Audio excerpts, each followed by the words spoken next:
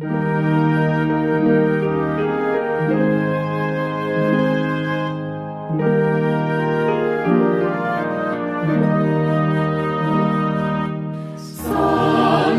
día que el Señor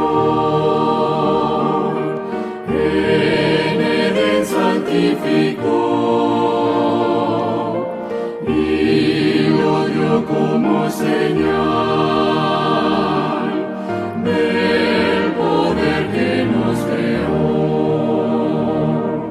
Santo sábado de paz, bendecido del Señor, siempre el sábado será monumento de su amor. Gran congoja hallará quien del mundo siga el pos, el perfecto gozo está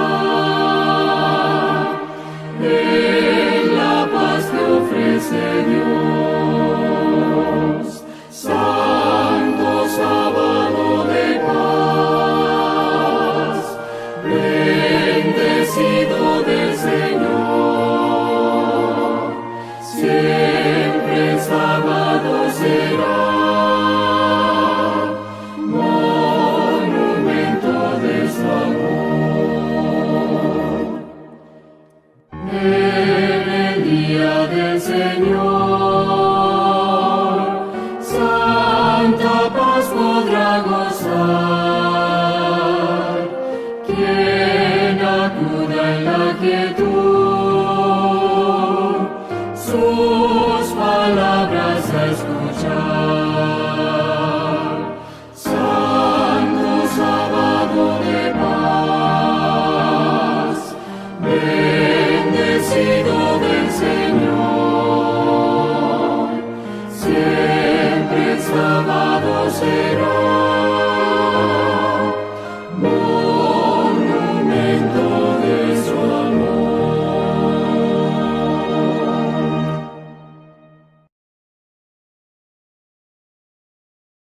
Feliz tarde, queridos hermanos y amigos. Damos gracias a Dios porque ahora que vemos que el sol se está ocultando detrás de las montañas, tenemos vida.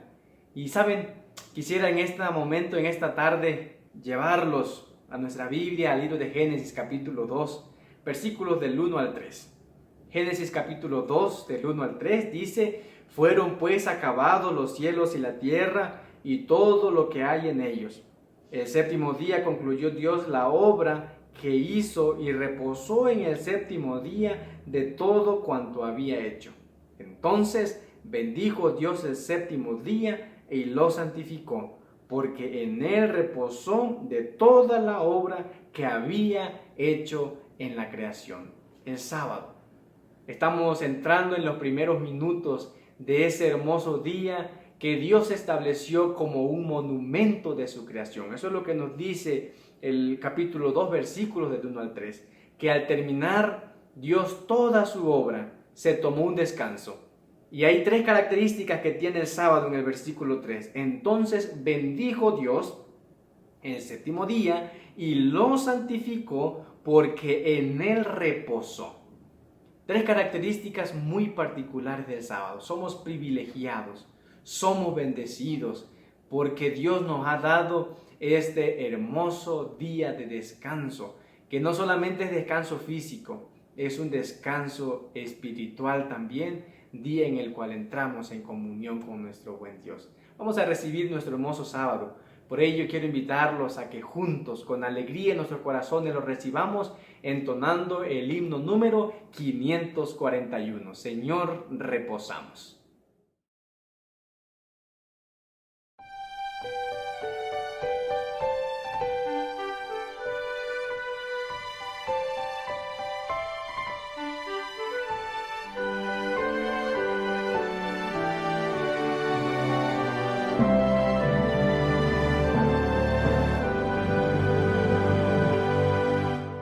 Señor, reposamos.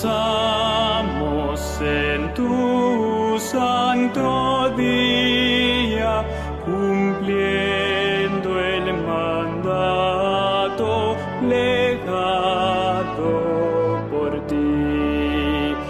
Reposo buscamos, Dios nuestro, en tu seno, que así ordenaste en el Sinaí, que así ordenaste en el Sinaí.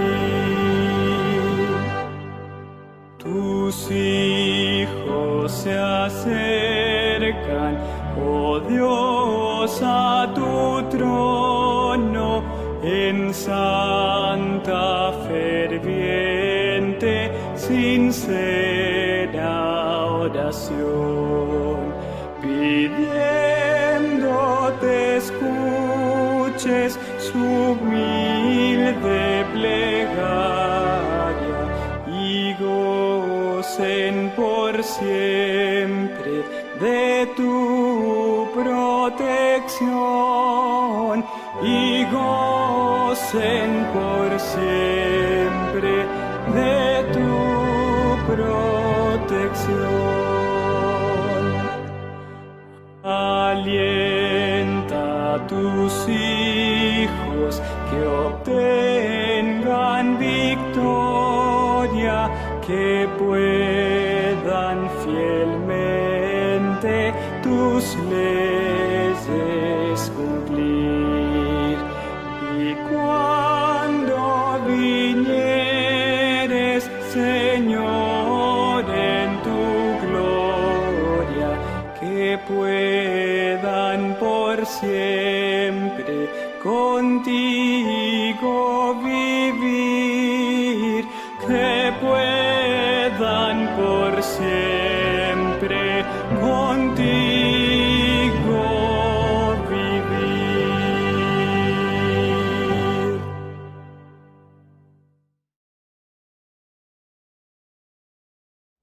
Vamos a orar después de este hermoso canto, de haber leído, recordado ese mandamiento del sábado. Vamos a arrodillarnos lo que podamos. Vamos, los que no, adopten una posición de reverencia y vamos a buscar a nuestro Dios en oración. Cariñoso y buen Padre que habitas en los cielos, alabado, glorificado y santo sea tu nombre. Venimos con gratitud, Señor, delante de ti, porque hemos recibido tantas bendiciones de tu mano. 6 días se han ido a la historia de nuestras vidas. Nos has librado de tantos peligros, Señor, y hoy venimos ante ti para darte las gracias por tu misericordia y por tu amor. Porque en medio de esta crisis has guardado nuestra vida. Posiblemente hay familiares, hay familia de algunos de tus hijos que están pasando por momentos difíciles. Pero estamos seguros, Señor, de que todo está bajo control, porque tú tienes el control de todas las cosas. Venimos ante ti también, Señor, para pedirte el perdón por nuestros pecados y por nuestras faltas. Lávanos en la sangre de Cristo Jesús. Vamos a iniciar, Señor, las primeras horas de este día santo, 24 horas en comunión contigo.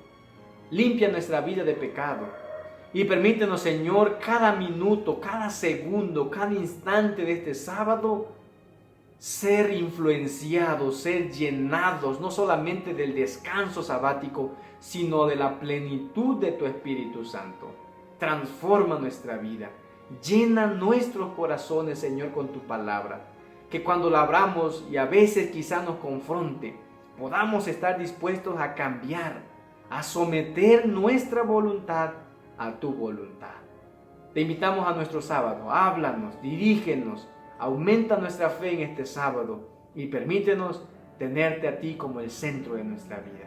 En toda nuestra programación queremos que tú seas el centro. Te lo pedimos humildemente en el nombre de Jesús. Amén. Un feliz sábado, queridos hermanos.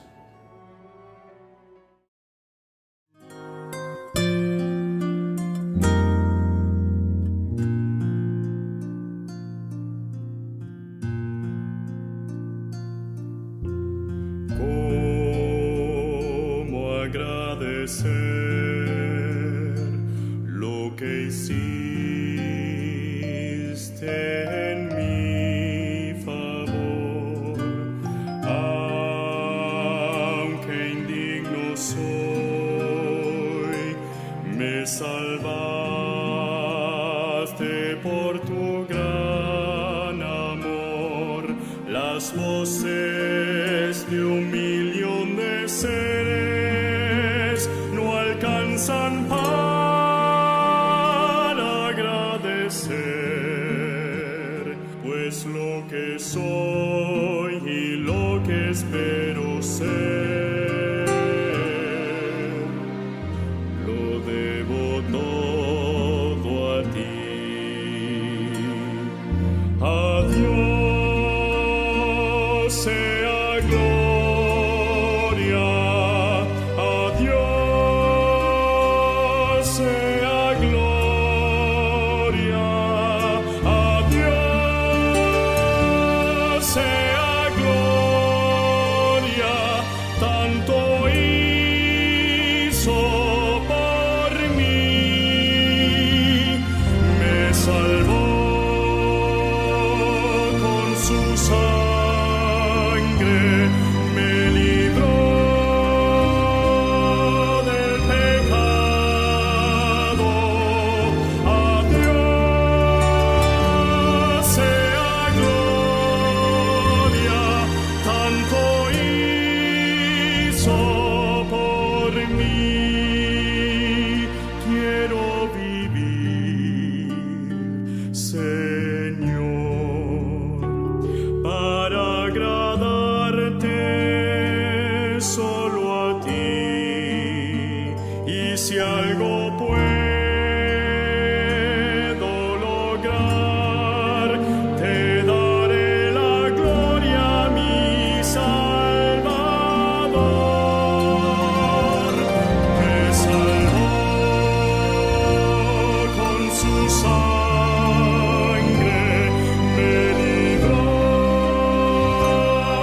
del pecado. A Dios sea gloria, tanto hizo por mí.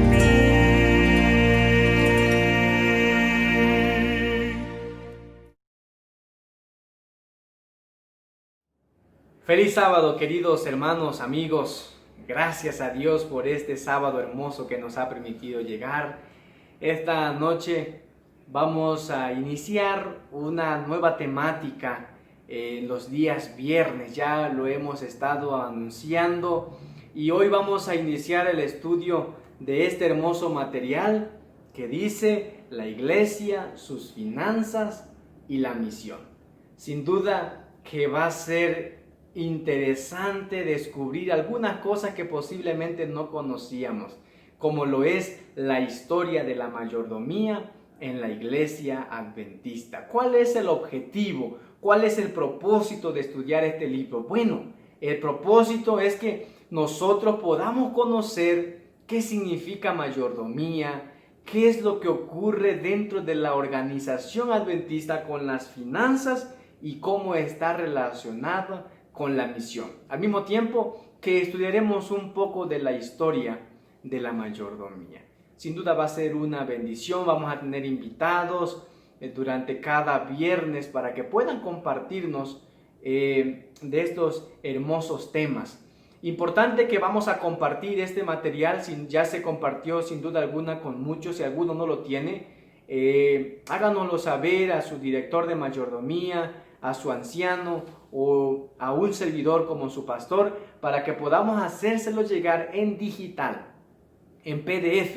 De igual manera vamos a hacerles llegar en PDF también una guía que tiene que ver, bueno, de hecho la guía es la misma, el mismo logo, y las preguntas vienen aquí y la respuesta lo encontraremos aquí. Vamos a tener una dinámica de estudio a base de preguntas y respuestas, y a través de este medio virtual nosotros le daremos las respuestas en un conversatorio y usted podrá escribirlo entonces en su guía digital que usted tiene. Haremos lo posible por hacerle llegar una guía física para que también usted lo pueda rellenar. Cualquier duda, queridos, estamos a la orden de lo que podamos servirles. Que Dios nos ayude y que el estudio de este material nos anime cada día a ser buenos mayordomos. Disfrutemos entonces de este hermoso estudio en esta noche.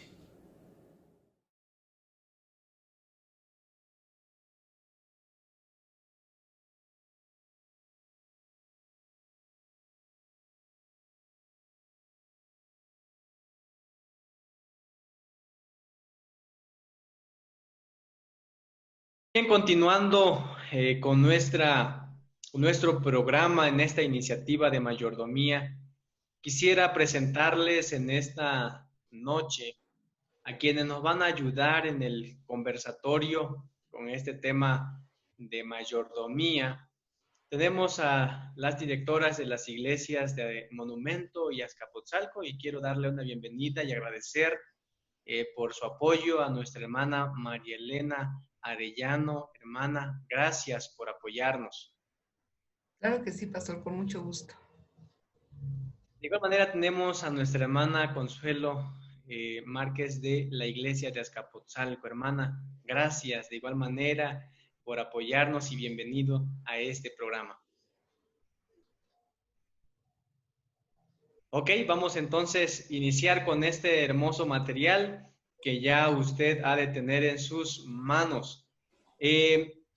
Vayamos a la parte introductoria de nuestro material y vamos allí entonces a iniciar nuestro libro con una hermosa pregunta que dice así: ¿sabía usted que la mayoría de los pioneros adventistas fueron obreros de sostén propios?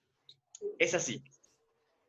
Nuestros pioneros adventistas, cuando fue naciendo la iglesia como un movimiento, en su mayoría fueron de sostén propio.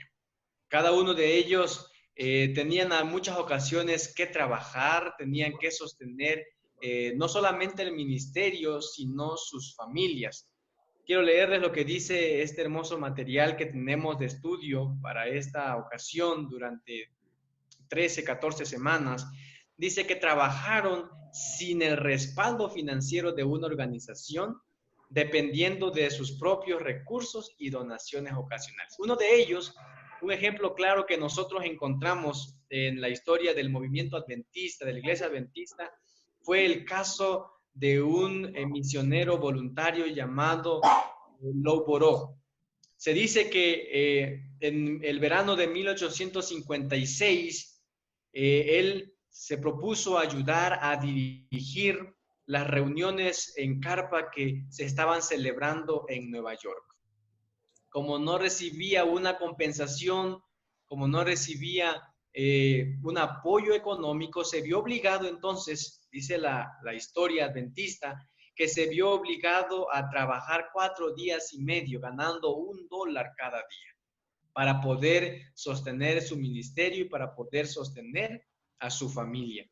Y como no pudo entonces soportar más por su situación un poco complicada y precaria, la historia dice que se mudó a Waucon, en donde tuvo que trabajar como carpintero. Y su pago en aquel invierno de 1857 dice que se le dio 3 bloques de azúcar de arce de unas 10 libras, 5 barriles de manzanas, 5 barriles de papa, el equivalente de unos 9 kilos de frijoles, un jamón, medio cerdo y $4 en efectivo. Esa era la realidad cuando la iglesia iba naciendo. No había un sistema financiero el cual pudiera consolidar y sostener a la iglesia. Fue entonces que la iglesia naciente en esos momentos empezó a hacer muchos estudios en la Biblia de manera que pudiera formar un sistema que pudiera mantener y sostener la causa de Dios. Fue en 1859 cuando surgió algo que todavía hoy se conoce, que todavía se menciona como benevolencia sistemática. hasta 1859. Y en ese mismo momento fue que comenzó ese sistema financiero que hoy la iglesia tiene. Entonces, fue todo un arduo trabajo. La iglesia tuvo que mejorar mucho al principio. Se descubrió en la Biblia el sistema de diezmos y también el sistema que la Biblia mencionaba de las ofrendas voluntarias, sino que gradualmente la iglesia fue perfeccionando su sistema financiero. La pregunta que viene en nuestro folleto, en nuestro material, en la pregunta número 3 se mencionan dos ambientes que operaban dentro del sistema financiero. Esos dos ambientes financieros eran, número uno, el ambiente de financiamiento de la misión.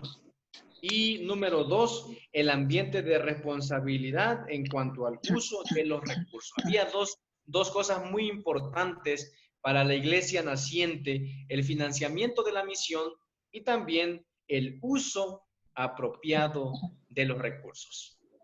Entonces, quisiera pedir de su ayuda a nuestra hermana que nos ayude respondiendo la pregunta que dice: ¿cuál es la prioridad estratégica que el ambiente de responsabilidad debe atender? Ayúdanos, hermana María Elena, respondiendo esta pregunta. Sí, pastor. Usted mencionó dos ambientes que deberían en ese tiempo operar en el asunto financiero. Uno de ellos, como ya lo mencionó usted, era el ambiente financiero, y el otro la responsabilidad de los que manejaban los recursos. Era muy importante y es muy importante que hubiera un ambiente de una cultura de credibilidad entre los hermanos, que la creación de esa cultura fuera de transparencia y de rendición de cuentas, porque de esta manera los propios hermanos iban a sentir confianza en depositar ya sea sus diezmos o sus ofrendas, puesto que había claridad en cómo se manejaban los recursos financieros. También era importante que hubiera una responsabilidad para atender con profesionalismo lo que hacían en los asuntos financieros, para que la gente pues se sintiera confiada en depositar lo poquito o lo mucho en los recursos en las arcas de la iglesia.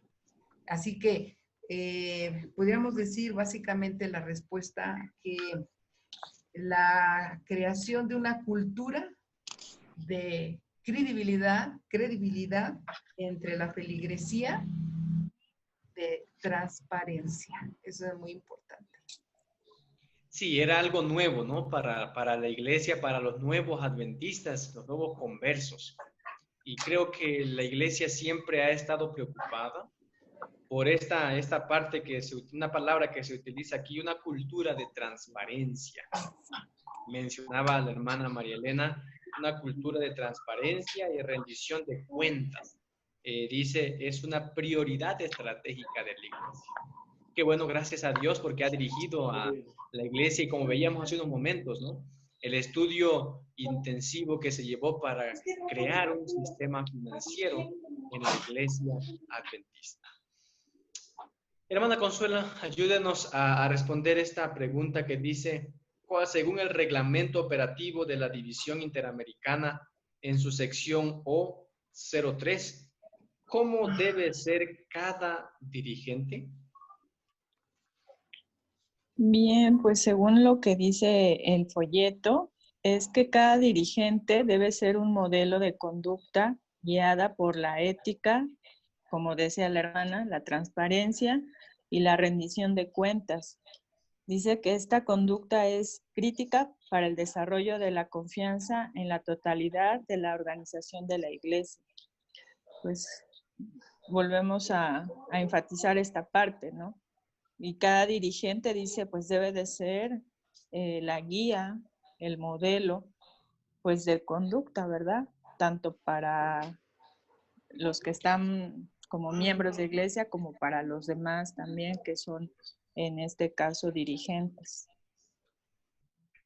Muy bien, entonces cada dirigente tiene una responsabilidad, no solamente en el tema del director de mayordomía o directora, ¿no? En el caso de las iglesias de Azcapotzalco y Monumento, sino el liderazgo en la iglesia debe ser, dice esta cita del reglamento operativo de la División Interamericana, debe ser un modelo de conducta guiada por la ética, la transparencia y la rendición de cuentas. Interesante esta parte. Y me encanta eso que dice Elena de White en Testimonio para los Ministros. Dice que somos responsables individualmente ante el universo celestial de administrar lo que Dios nos ha confiado. No solamente dejamos el trabajo a los dirigentes, sino esta cita de Elena de White dice que somos responsables individualmente también ante el universo celestial de administrar lo que Dios nos ha dado. Porque cuando hablamos de mayordomía o hablamos de mayordomos, todos somos mayordomos. No solamente dejamos el cargo a los líderes, sino todos los que hemos creído, todos los que somos miembros de la Iglesia Adventista, somos mayordomos. Por eso es que esta cita habla de que somos responsables individualmente ante el universo de administrar todo eso que Dios nos ha dado. Muy bien, vayamos entonces a la lección número 1. Estábamos en la parte introductoria. Vayamos a la lección número 1 y si tenemos nuestro libro allí en digital, Un plan perfecto. Dios provee todo lo que su iglesia necesita. Yo creo que desde el libro de Génesis, nosotros empezamos a encontrar que Dios puso al hombre como un mayordomo de todas las cosas que él había creado. Hermana María Elena Arellano, ¿cuál es el propósito de la iglesia? Me gustó mucho cómo inicia este capítulo, pastor, porque habla acerca de la misión que tiene la iglesia y que es la de predicar el evangelio a toda nación, tribu y lengua. Pero lo más importante y lo que más me llamó la atención es que primeramente cada miembro de iglesia debe reconocer a Dios como el creador de todas las cosas, como el dueño, el sustentador, y como usted lo acaba de mencionar, que nosotros somos sus mayordomos. El apóstol Pablo muestra en el libro de Hebreos 1:2 que Dios creó todas las cosas a través de su Hijo Jesucristo. Por lo tanto, el propósito de la iglesia, aparte de predicar el evangelio, es guiar a cada creyente a un conocimiento total de la verdad en su hacedor, en su creador, para que de esta manera, al reconocerlo como el dueño y señor de todo el universo y de todo lo que existe, entonces él pueda crecer en esta verdad. Cuando como miembros de iglesia uno reconoce a Dios como el creador de todas las cosas, que Él es dueño de todo, dueño de lo que tengo, dueño de mi vida, entonces nosotros nos sentimos que le debemos a Él dar el señorío y por lo tanto nosotros debemos de tratar de ser los mejores mayordomos. Al reconocerlo así, le estamos dando a Él toda la autoridad. Y entonces, pues el propósito de la iglesia es guiar a cada creyente a un conocimiento pleno de Dios para que pueda crecer en su verdad y reconocerlo como el dueño y señor de todo cuanto existe. Este es el propósito de la iglesia. Excelente. Creo que está muy claro esta parte, ¿no? Es ese propósito claro que Dios tiene. Sin embargo, aún así, con ese propósito, entonces sabemos que tenemos principios bíblicos que no creo que sería incorrecto decir que principios que nos enseñan, más bien yo creo que serían principios bíblicos que nos muestran esta gran verdad. Veamos, hermana Consuelo, cuáles son esos principios bíblicos que como iglesia tenemos que nos enseñan esta gran verdad. Pues aquí nos comenta que uno de los principios bíblicos que la iglesia enseña es que Dios es el proveedor y el ser humano es un mayordomo y colaborador con Dios en la administración de los recursos de la tierra. Menciona una cita que está en Génesis 1:29 y dice, y dijo Dios, he aquí que os he dado toda planta que da semilla, que está sobre toda la tierra, y todo árbol en que hay fruto y que da semilla os serán para comer. Entonces, los dos principios es que Él es el proveedor y nosotros, pues que somos solamente mayordomos en esta colaboración con Dios, ¿no? Administramos nada más los recursos que Él nos da. Esos serían los dos principios. Así que, ¿cuáles son esos dos principios entonces? La hermana nos respondió claramente allí. Número 1, que Dios es proveedor. Y número 2, que el ser humano es un mayordomo y colaborador con Dios en la administración de los recursos de la tierra. Eso debemos como iglesia tenerlo muy, muy, muy claro. Dios es el que provee y los seres humanos somos por consiguiente los mayordomos. Ahora, aún así, con esos principios que la Biblia misma presenta en cuanto al sistema financiero de la iglesia en sus inicios enfrentó dos grandes desafíos. Hermana María Elena, ¿cuáles fueron los dos grandes desafíos que los pioneros tuvieron o enfrentaron al estudiar el asunto de la mayordomía? Pastor, yo quisiera echar a volar un poco la imaginación y ponerme a pensar cómo estaban sentados ahí los pioneros en una tarde, una noche de invierno, en donde estaban viendo que uno de los desafíos era que no tenían los recursos financieros. Ese era un problema, una preocupación. Y el segundo era cómo alcanzar a tanta gente con el mensaje de la verdad, de que Jesús venía pronto. Dos grandes desafíos tenían. Uno, el financiamiento de la obra de Dios, y el segundo, cómo hacer que avanzara esta obra y llegar hasta los últimos rincones de la tierra. Ellos sabían, sin embargo, que Dios de alguna manera iba a hacer provisión para eso. ¿Y de dónde iba a salir esa provisión? Eso es lo que más me llama la atención. Esos recursos iban a salir a través de los miembros de iglesia. Es increíble. Y luego, de esta manera, tenían que crear un plan tan perfecto que pudiera permanecer a través del tiempo. Así que, resumiendo esto, es que los dos grandes desafíos que tuvieron los pioneros era de dónde iban a salir los recursos y cómo alcanzar a tanta gente en todos los rincones de la tierra con el mensaje de salvación. Uno era el resultado del otro, ¿no? Sí. Porque si no había recursos, ¿cómo se podía llegar, ¿no? a más personas? Hay una mención que se hace hasta el último rincón de la tierra. ¿Cómo se iba a llegar? En esta tierra, pues todo requiere de finanzas, ¿no? Recursos. Y por eso me gustó esa escena que pintó hermana allí, de cuál era el pensar de ellos, aquella comisión que se formó para estudiar este tema y ver todas las desventajas que tenían, porque pues era una iglesia naciente en ese momento. O sea, la organización apenas iba comenzando. Y como organización iban previendo lo que podía ocurrir, y estos fueron los desafíos. La gran obra misionera que había y los pocos recursos.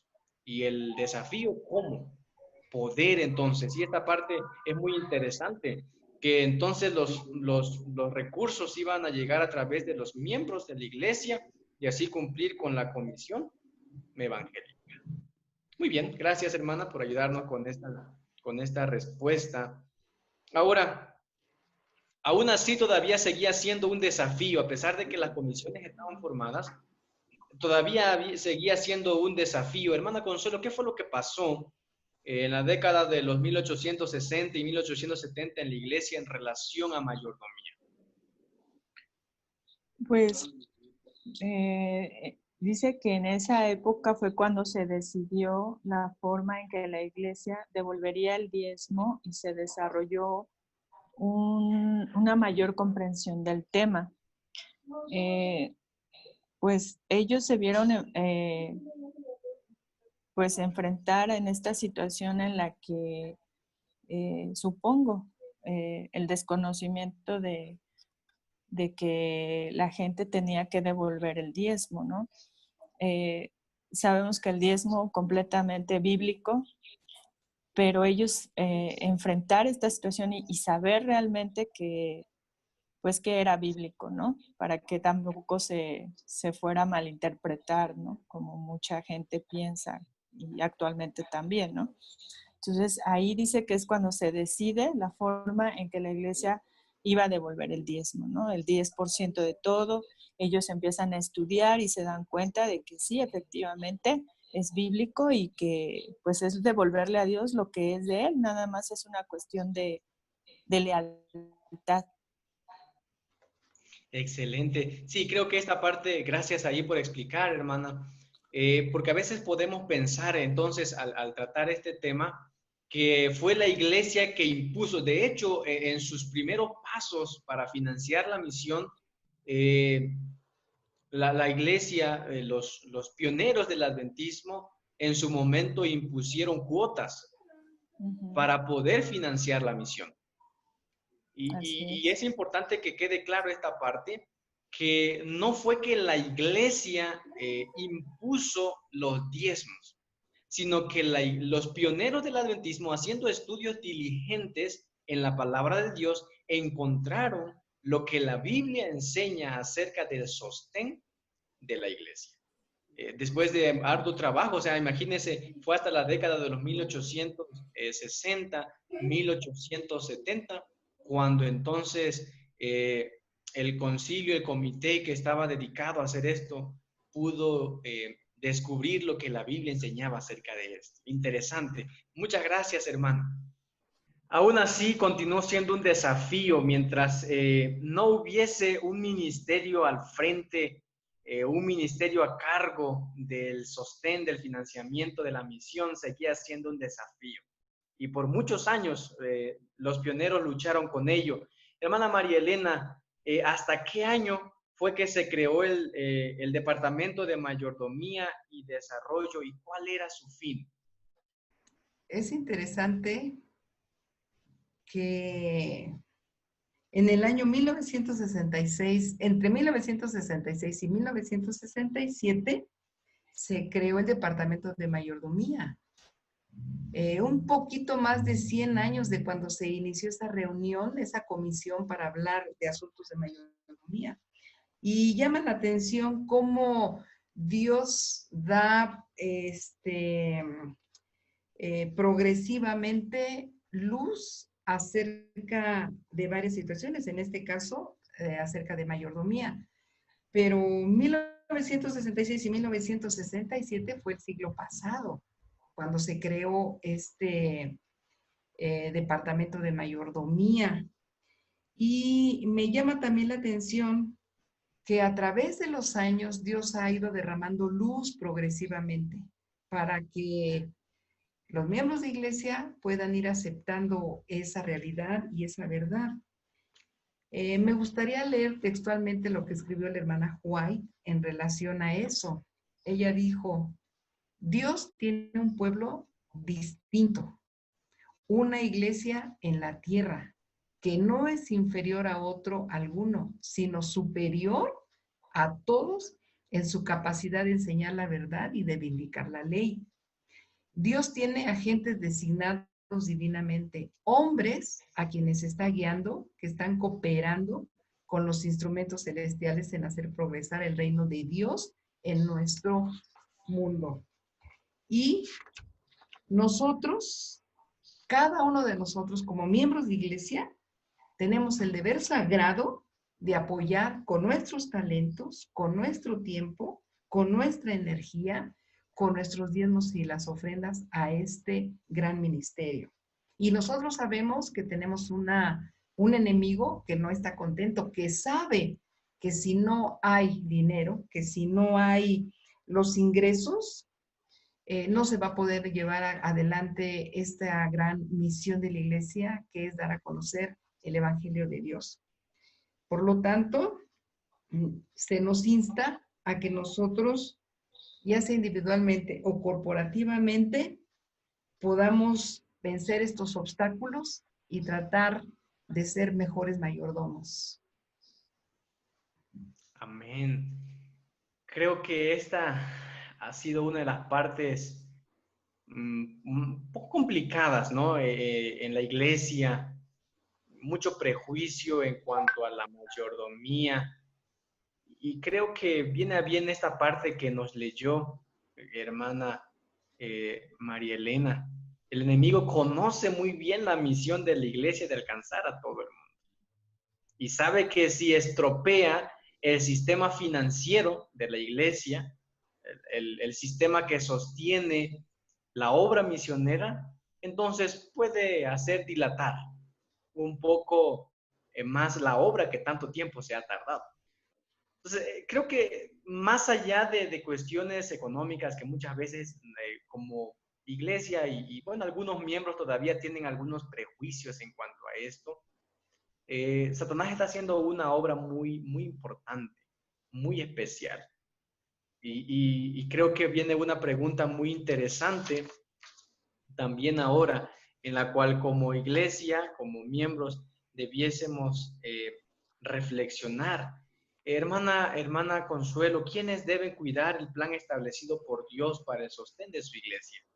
Bueno, pues obviamente deberíamos de ser todos, ¿no? Pero aquí hace énfasis en los líderes espirituales, deben de cuidar el plan establecido por Dios para el sostén de su iglesia. Dice Malaquías al pueblo de Israel: traed todos los diezmos al alfolí y hay alimento en mi casa.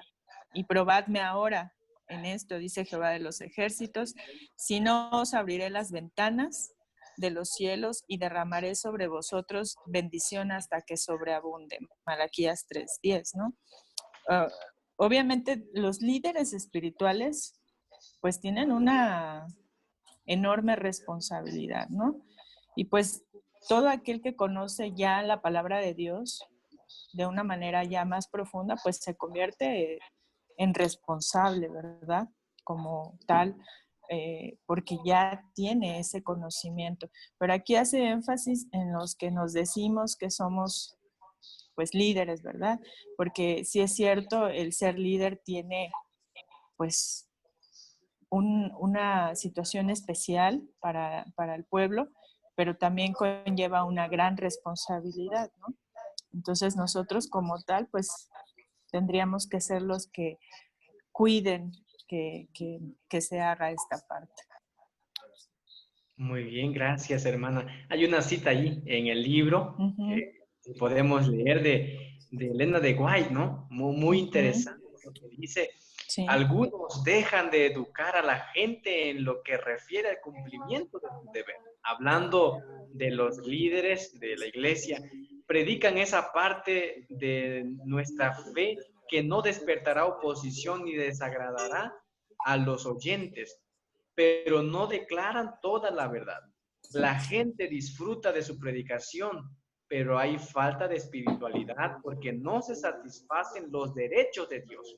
Creo que esta es la parte importante, no se satisfacen los derechos de Dios. Y creo que debe quedar muy claro que el sistema financiero de la iglesia, me refiero diezmo y ofrenda, no es un plan que la iglesia tiene, sino es un plan de Dios.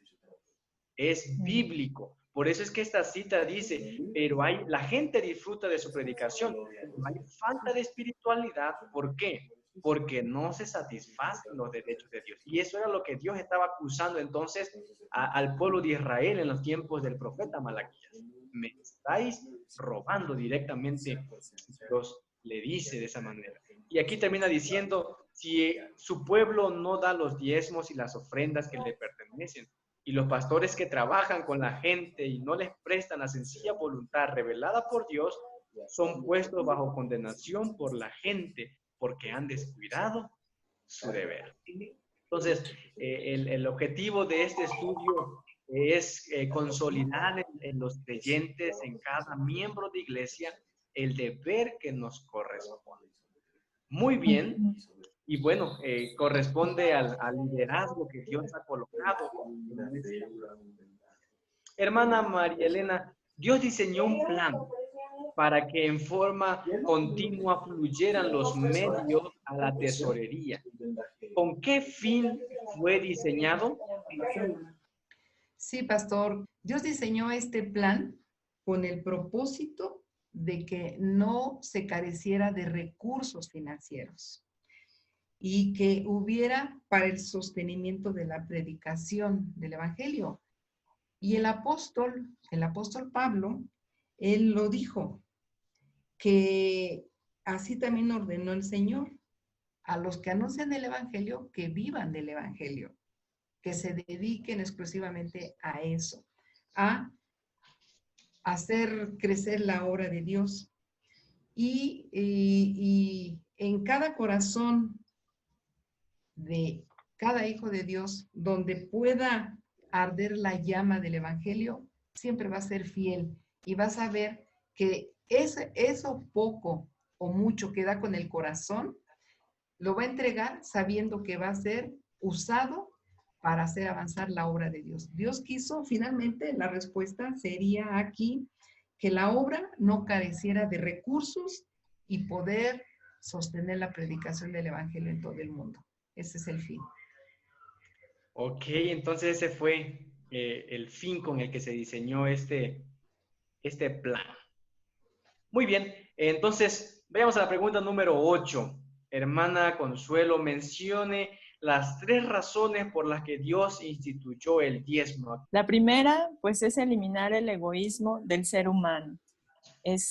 Creo que, pues, en todos existe, ¿no? La segunda es motivarlo a reconocerlo como dueño. Y la tercera, colaborar en el plan de redención. Esas son las 3 razones por las que Dios instituye el diezmo, y pues las 3 nos liberan, nos ayudan a ser mejores y obviamente a ser partícipes en la colaboración de esparcir el Evangelio. O sea, nos está haciendo sus socios. Dios a nosotros nos hace sus socios. Interesante esta parte, ¿no? Sí. Creo que las razones están muy, muy claras allí, instituidas bíblicamente. Ahora, hermana María Elena, ¿cuáles son esos 4 usos del diezmo según el manual de iglesia? Me gustaría leerlo también textualmente, pastor, por si alguien lo quiere anotar. Número 1, porque pues, mencionó son 4. 4. Número 1 es para la obra del ministerio. Número 2, para la enseñanza de la Biblia. Número 3, para el sostén de la asociación en la ciudad de las iglesias. Y el siguiente, para las actividades misioneras. Esos son las 4 usos que se le da al diezmo. Correcto, claramente. Entonces, allí están. Dice que en primer lugar debe ser ¿para qué? Para consagrado para la obra misionera. Y segundo, para el sostén de la asociación en el cuidado de las iglesias y para las actividades misioneras. Hay una parte, tengo aquí en mi mano, el manual de iglesia, y leerles una cita en la página 140 de Testimonios para la Iglesia, tomo 9, hablando de esta misma sección en la que estamos allí en nuestro libro de estudio en la página 20. Dice Ellen de White, Testimonios para la Iglesia, se me ha dado un mensaje muy claro y definido para nuestro pueblo. Se me ha pedido que les diga que están cometiendo un error al aplicar el diezmo a diversos objetivos que, aunque son buenos en sí mismos, no son los objetivos para los cuales el Señor ha dicho que debe dedicarse el diezmo. Quienes dedican el diezmo a esos fines se están apartando de las disposiciones de Dios. El Señor juzgará esas cosas. Por eso es que claramente la Biblia, el espíritu de profecía, dicen cuál es el uso, aunque parezcan buenos. Aquí se ha mencionado las 4 cosas para las cuales debiera o debe ser utilizado. De no ser así, de dedicarse para otra cosa, termina diciendo el manual de iglesia, dice, el Señor juzgará esas cosas. Dicho esto, entonces vayamos a la pregunta hermana Consuelo, ayúdenos a responder. Un Dios perfecto ha ideado un plan perfecto para el financiamiento de su iglesia. ¿Qué compromiso y qué gran responsabilidad tiene cada miembro de iglesia? ¿Cuál es ese plan? Pues dice que de ser un colaborador con Dios en su bendita causa, y se espera que cada administrador que ha sido bendecido con bienes materiales sea hallado fiel. Entonces, Dios nos está pidiendo que seamos colaboradores con Él en esta causa, ¿no?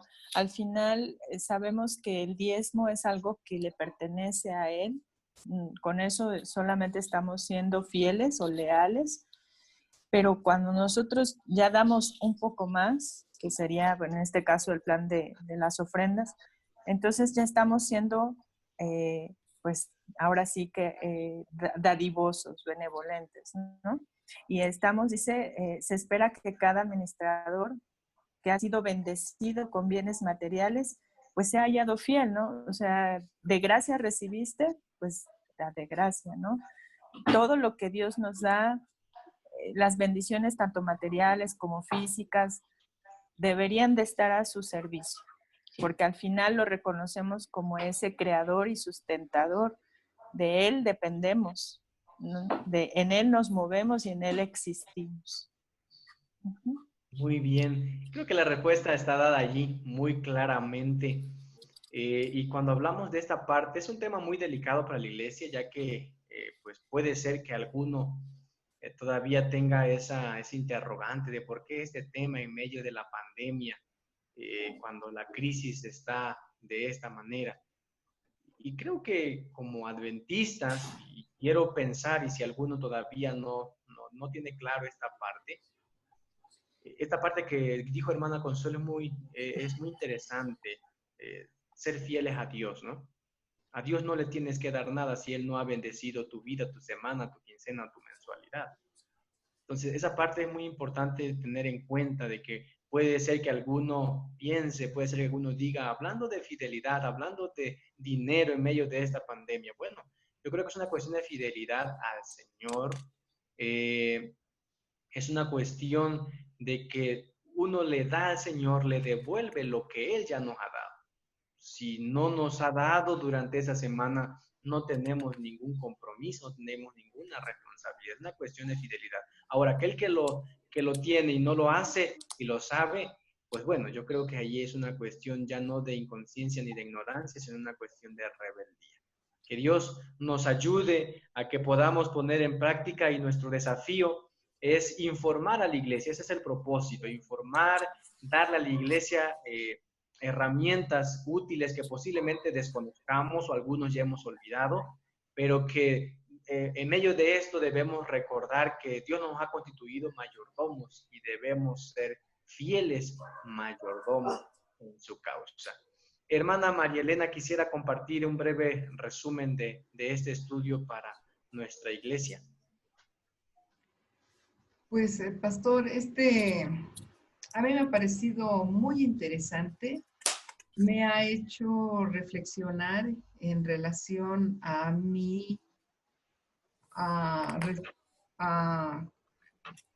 pues a lo que Dios ha hecho por mí y por nosotros. Es muy bueno y que esto nos amplíe a la iglesia o a cada miembro en particular, que Dios es el dueño de todo el universo, de todo lo que nosotros podemos tener aquí. Él ha sido muy bueno a pesar de que el enemigo ha hecho tantas cosas, y reconocer cómo Él ha ido dirigiendo a la iglesia, en el sentido paulatinamente, para que la iglesia reconozca esto y que nos quede claro que somos sus mayordomos y que a Él le debemos todo lo que somos. Ojalá que cada miembro de iglesia reflexione en esto, o reflexionemos, para que cuando tengamos que dar poco o mucho, lo demos con todo el corazón, sabiendo que va a hacer avanzar la obra de Dios. Y número 2, estamos acelerando su segunda venida y ya no estar más en esta tierra, ya queremos estar en nuestro hogar celestial. Muchas gracias, hermana. Hermana Consuelo, ayúdenos también compartiendo algo que pueda beneficiar a nuestra iglesia, un pequeño resumen.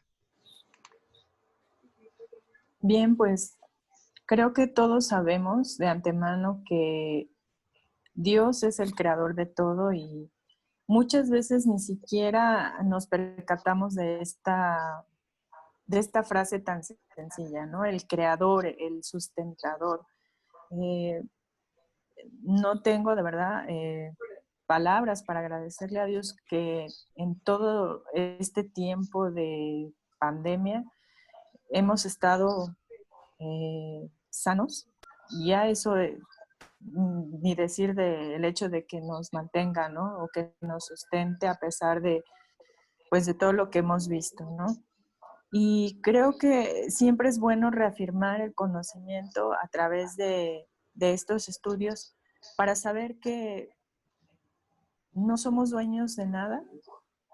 En realidad únicamente, como dice el mayordomos, y como tal deberíamos de actuar, ¿no? Con aquello de que cada uno va a ser juzgado de acuerdo a su fidelidad, o sea, a su mayordomía, independientemente del corporativo de la iglesia, ¿no? Y pesa a nosotros esa gran responsabilidad. Entonces, yo sé que no es fácil, yo sé que a veces las circunstancias permean y de repente uno dice, híjoles, no voy a poder. En fin, podemos poner miles de pretextos, pero cuando uno realmente está convencido y realmente el Espíritu Santo lo mueve a actuar en fidelidad con Dios, las cosas son distintas y nosotros vemos que realmente se abren las ventanas de los cielos. Y dice Dios, pruébenme, o sea, yo digo, este Dios es increíble, o sea, todavía nos dicen, ¿no cree? Pues pónganme a prueba, ¿no? O sea, y vamos a ver. Y aunque no fuera así, ¿no?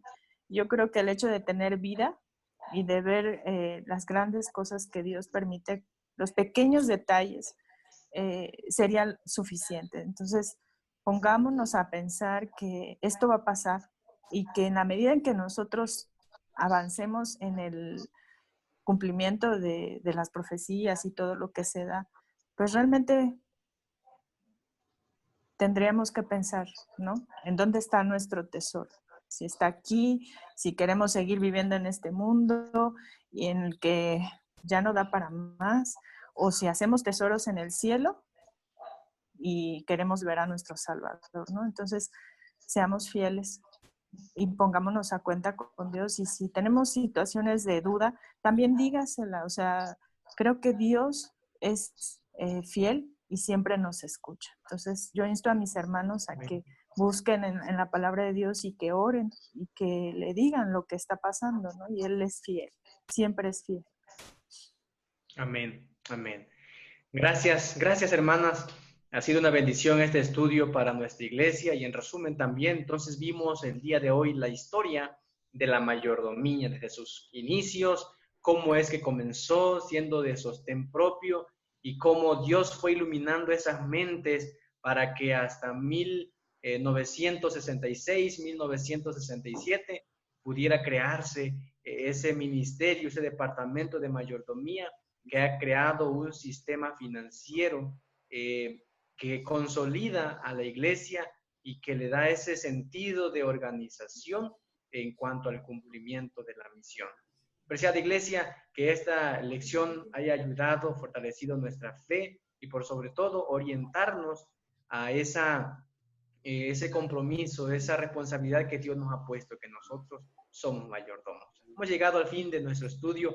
Vamos a terminar nuestro estudio de esta noche con una oración. Vamos a inclinar nuestros rostros y pediremos la bendición de nuestro buen Dios.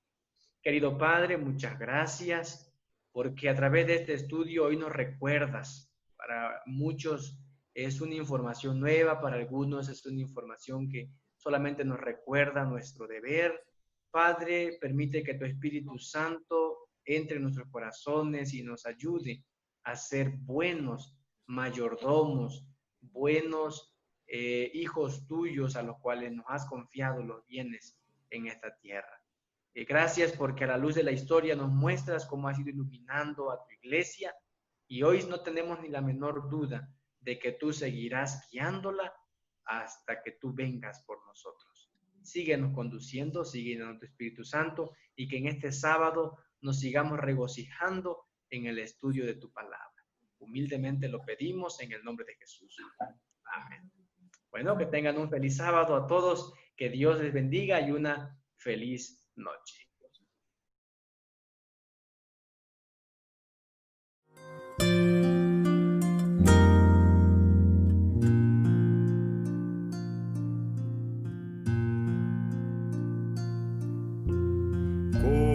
¿Cómo agradecer lo que hiciste en mi favor? Aunque indigno soy, me salvaste por tu gran amor. Las voces de un millón de seres no alcanzan para agradecer, pues lo que soy y lo que espero ser, lo debo todo a ti. A Dios sea gloria, a Dios sea gloria, a Dios sea gloria, tanto hizo por mí, me salvó con su sangre, me libró